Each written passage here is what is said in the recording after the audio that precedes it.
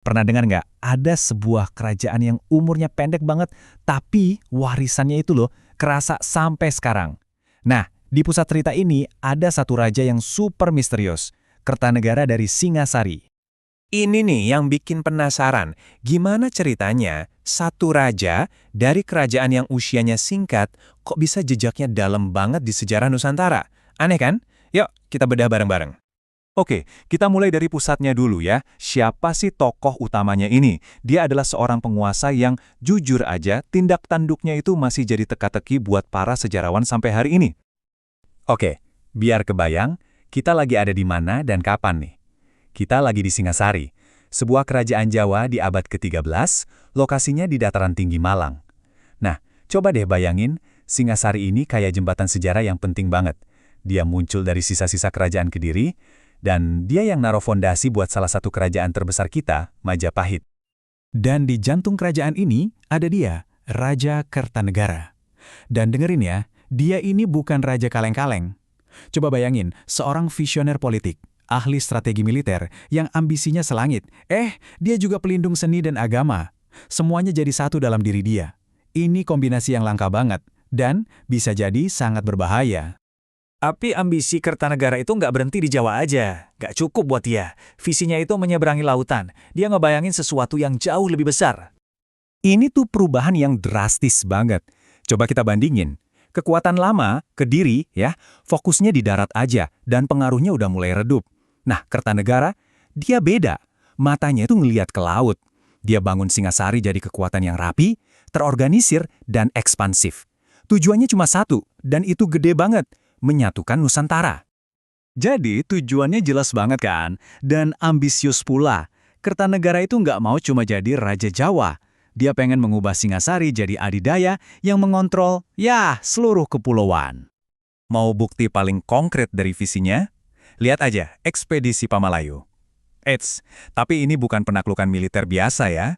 Dia kirim armada gede ke Sumatera itu bukan buat perang, tapi buat bangun aliansi. Cerdas banget kan? Langkah ini yang langsung mengubah Singasari jadi kekuatan maritim sekaligus diplomatik yang disegani. Tapi punya ambisi segede itu kan nggak cukup modal militer doang biar diterima. Perlu sesuatu yang lebih. Nah, disinilah kita bakal lihat sisi jenius lain dari Kertanegara. Yuk kita bedah strateginya. 1.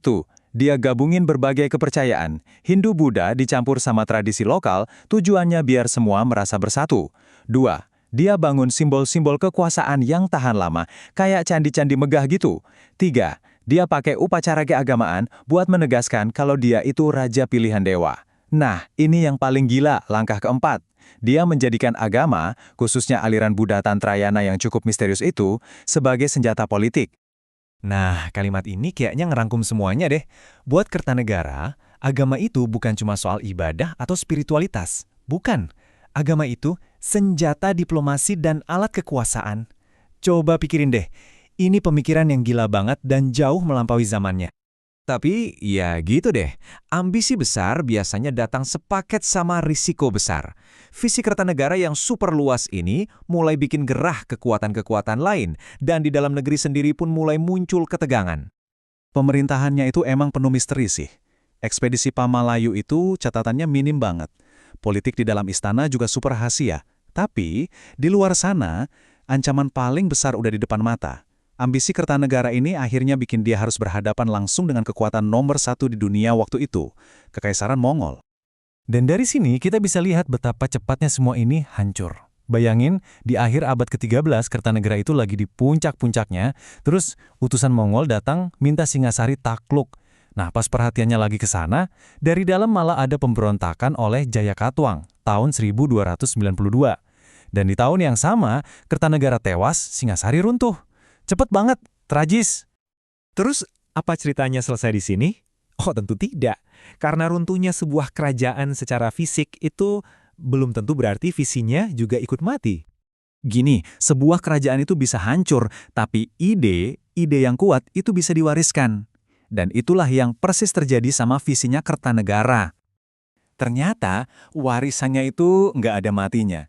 Visinya Kertanegara itu jadi semacam blueprint buat Kekaisaran Majapahit yang luar biasa itu. Idenya buat menguasai lautan jadi standar baru buat kerajaan-kerajaan setelahnya. Malah, bisa dibilang dia memulai cerita besar tentang sejarah Jawa Timur yang kita tahu sekarang.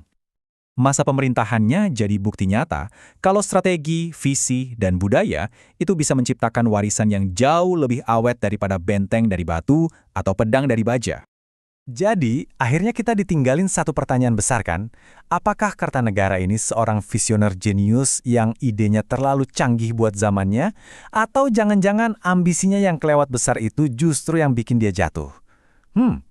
Mungkin jawabannya adalah keduanya. Dan justru itu yang bikin kisah Kartanegara ini nggak pernah lekang oleh waktu.